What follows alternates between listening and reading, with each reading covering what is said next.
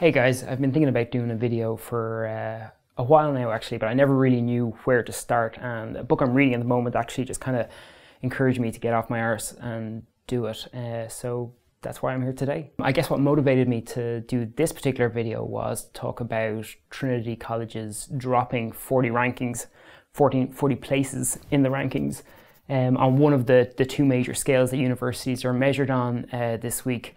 It's been kind of strange to me, the reaction to it. I guess I never realised how important these things were until I saw the response from it. All the major Irish media outlets are talking about it. It's the largest drop of any college in the top 200. We're still the top college in Ireland, but it's obviously something that's kind of surprised people and caught them off guard. What I found weird about it was when I had a little look into it, I realised that actually the way these particular rankings are done is the teaching actually only counts for 30% of the overall ranking.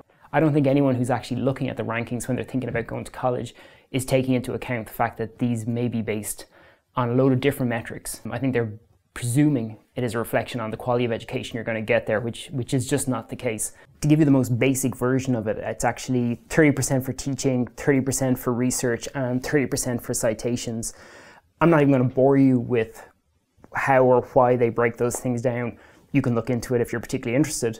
But what I found strange was the fact that we use these systems to inform us about what we think about somewhere. For me, it's a strange thing because I kind of think rankings are very useful to give us a general sense of where things are, but you have to understand exactly what that information is telling you. For me, it's the same as tests in schools. We need tests to be able to tell us how well people are doing.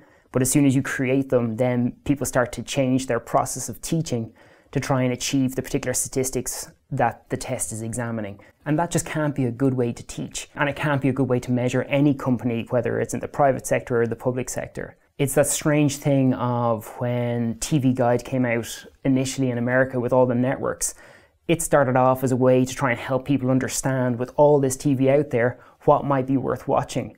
But as the popularity of TV Guide grew, the networks actually changed the way they behaved because they started trying to program TV shows that would suit TV Guide viewers, ones that would be more likely to be featured on the front page, ones that they thought the people who read TV Guide would like to hear about and will come to their network.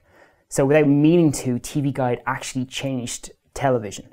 And I think it's the same with exams, and I think it's the exact same with rankings. You're assuming that that particular figure is telling you something, but actually, I don't really know if it's beneficial. The mistake I think so many colleges make is that they actually feel like they're competing against each other in things like this, in rankings. But the truth is, what they're actually doing in our modern world is they're competing with the internet, all these other amazing sources of information that we have access to. A lot of people nowadays get their information from so many different places. If universities and the education system in general is going to stay relevant and central to that learning process, it's going to have to be able to grab people from there. It's going to need to be that place you can go because you know you're going to get reliable information, but you also know you're going to have a great experience. I guess what I'm trying to get at with rankings is that it's not that they're not important. People of course use them to benchmark each other and they should be taken into account.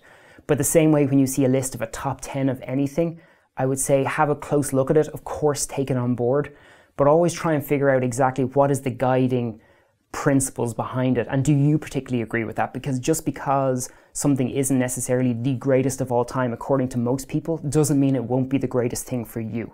And at the end of the day, you are what matters. It is what's going to work for you, not what's going to work for your neighbor, not what someone else tells you is best. It's what's going to work for you. One of the interesting things I thought, the book I'm reading at the moment, Atomic Habits by James Clear. Let me just check that. Atomic Habits by James Clear, who knew? One of the most interesting things he says is actually that when you're forming a good habit, when people are forming habits, the mistake they make is actually that we're too goal orientated. So we think about what is it we're trying to achieve.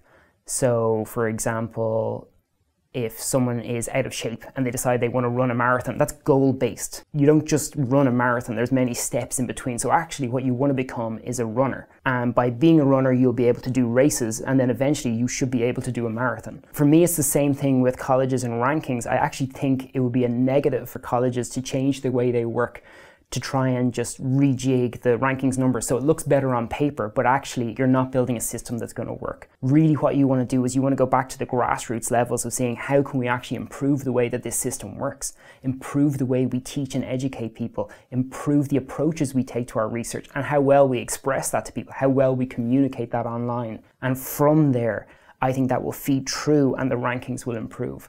That's the only way of actually getting there, because if you are just focusing on the metrics, you're going to develop processes that are too specific for those particular things, and it could be 5 or 6 metrics that you'll hit, but they won't be joined together in any kind of an organic way, and then that's just going to leave you with a system that will crumble. It can only crumble. Okay guys, I've talked long enough. If you liked the video or if you found anything interesting, let me know, hit me up privately or comment below, and yeah. If you're interested, there's loads more I'd like to talk about. Thanks guys.